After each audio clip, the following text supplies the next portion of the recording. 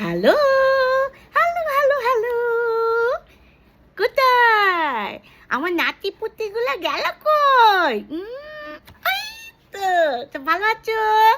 গপ্প দিদু চলে এসেছে কিন্তু, গপ্প গ্রানির ঝুলি নিয়ে। বাইরে কিন্তু খুব গরম পড়েছে, সবাই খুব সাবধানে থাকবে যেন গরম না লাগে, ঠিক আছে? আজকের গল্প শুরু করি। আজকে একটা বাংলা রূপকথার গল্প বলবো, হ্যাঁ, ঠাকুরমার ঝুলির একটা গল্প। সবাই মন দিয়ে শোনো, হ্যাঁ। আচ্ছা, গল্পের নাম হচ্ছে সাত ভাই চম্পা। শোনো, এক দেশে একটা রাজা ছিল। রাজার 7টা রানী ছিল, হ্যাঁ। দেমাকে বড় রানীদের পা পড়ে না মাটিতে। ছোট রানী খুব শান্ত, খুব ভালো। এই জন্য রাজা ছোট রানীকে সবার থেকে বেশি ভালোবাসত। অনেক দিন হয়ে গেছে রাজার কোনো ছেলে পুলে নেই।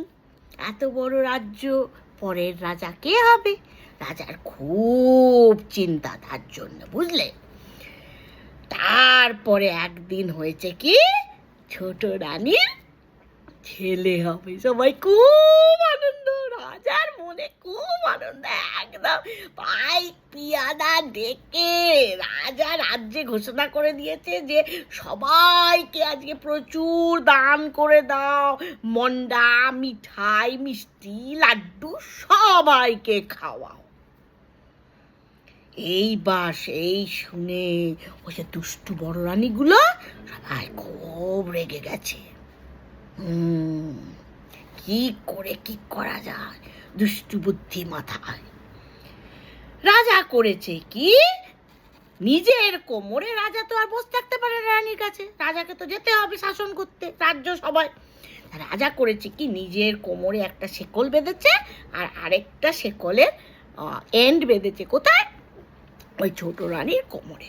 বলেছে সোনার শেকল বেঁধে দিয়েছে, দিয়ে বলেছে যখনই ছেলে হবে তখনই ছোট রানী তুমি এই শিকল ধরে নাড়বে, আমি বুঝে যাব আর আমি রাজ্যসভা থেকে চলে আসবো। তখন তার ফোন টোন ছিল না, তাই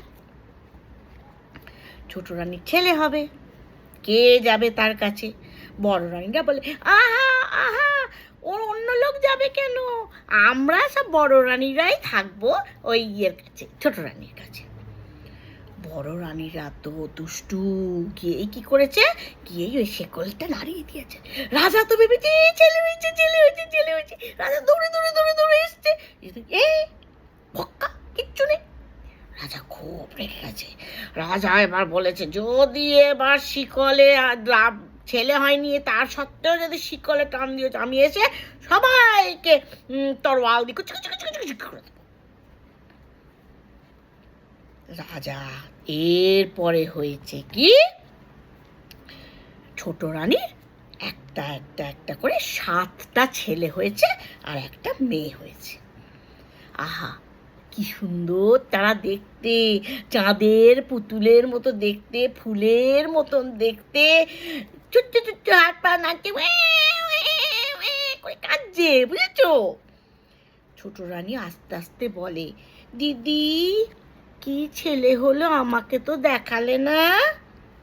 বড় রানী আর ছেলে রানী তো দুষ্টু, বলছে ছেলে হয়নি, ছেলে হয়নি, কি করে ছেলে হবে, মেয়ে হয়নি, কিচ্ছু হয়নি, ওই ইঁদুর আর এইসব হয়েছে।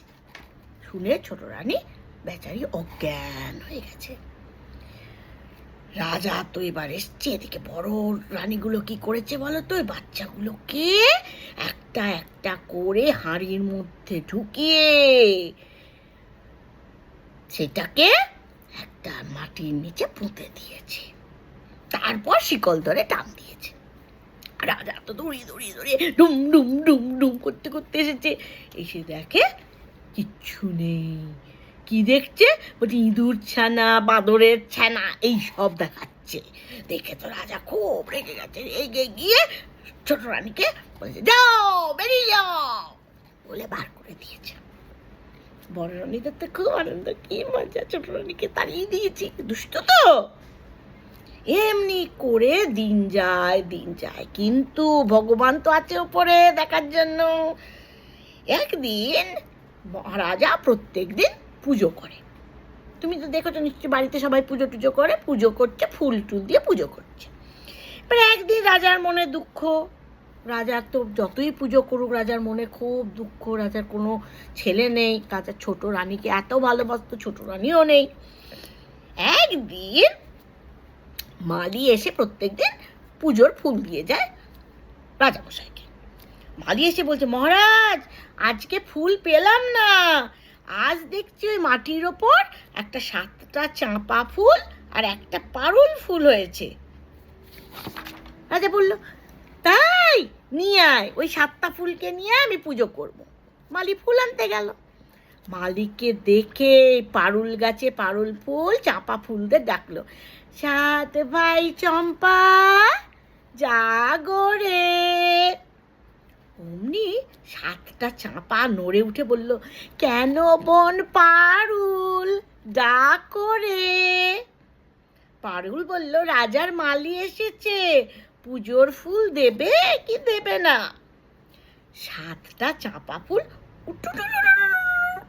উঠে গেছে উঁচুতে, দিয়ে বলছে, দেব না ফুল, আরো উঠবো দূরে, আসুক রাজা তবে দেব ফুল।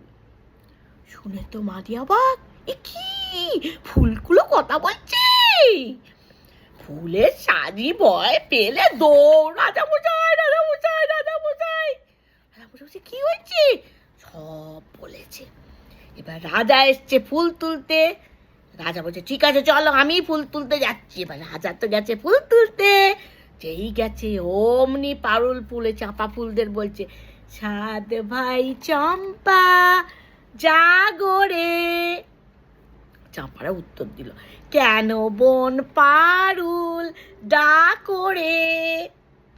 পারুল বলে, রাজা এসেছে যে, ফুল দেবে কি দেবে না? চাঁপা ফুলগুলো বলে, দেব না ফুল, আসুক রাজার বড় রানী তবে দেব ফুল। বলে চাঁপা ফুল আরো উঁচুতে উঠে গেছে। রাজা এবার বড় রানীকে দেখছে। বড় রানী তো এসে বলছে, কোথায় ফুল? চাঁপা ফুলের তখনও বলে, দেব না ফুল, আসুক রাজার মেজো রানী তবে দেব ফুল।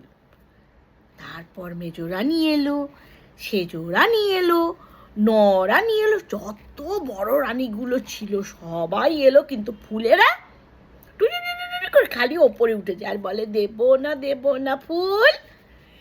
শেষে বলে, দেব ফুল যদি রাজার ওই ঘুটে করুণী দাসী ছোট রানী আসে তবে দেব ফুল।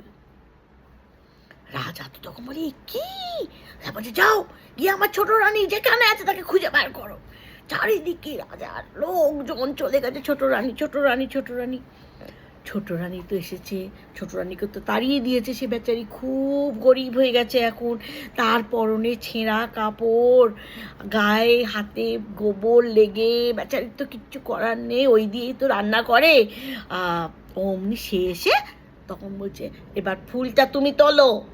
ছোট রানী যেই গেছে ফুল তুলতে, অমনি দেখে সেই চাঁপা ফুলগুলো উঁচু গাছ থেকে